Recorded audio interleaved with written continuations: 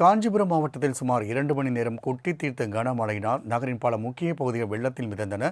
இதுகுறித்த கூடுதல் தகவலை எமது செய்தியாளர் விஜயன் வழங்க கேட்கலாம். விஜயன், இந்த கனமழை காரணமாக பொதுமக்கள் பட்ட அவதி குறித்தான கூடுதல் விவரங்களை பதிவு செய்யலாம். வணக்கம் ராம்குமார். காஞ்சிபுரம் மாவட்டத்தில் இன்று சுமார் 2 மணியிலிருந்து 4 மணி வரை கனமழையானது கொட்டி தீர்த்தது. இந்த கனமழையின் காஞ்சிபுரம் மாநகர பகுதிகளில் வெள்ளங்களாக மிதந்தது. மாவட்டத்தில் அதிகபட்சமாக வாலாஜாபாத் பகுதியில் மட்டும் 4.2 சென்டிமீட்டர் மழையும், காஞ்சிபுரத்தில் 3.24 சென்டிமீட்டர் மழையும், ஸ்ரீபெரும்புதூரில் 2.28 சென்டிமீட்டர் மழையும் பதிவாகியுள்ளது. இந்த திடீர் மழையின் காரணமாக காஞ்சிபுரம் மாநகராட்சிக்கு உட்பட்ட செவிலிமேடு, மேட்டுத்தெரு, ரயில்வே சாலை உள்ளிட்ட அனைத்து தாழ்வான பகுதிகளிலும் தண்ணீர் தேங்கி நிற்கிறது. பல இடங்களில் சாலைகளில் நீரானது மூழ்கடித்துள்ளது.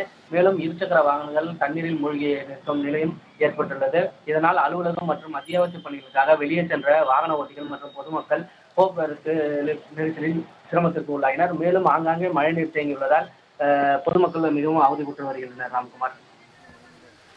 விஜயன், தகவலுக்கு நன்றி.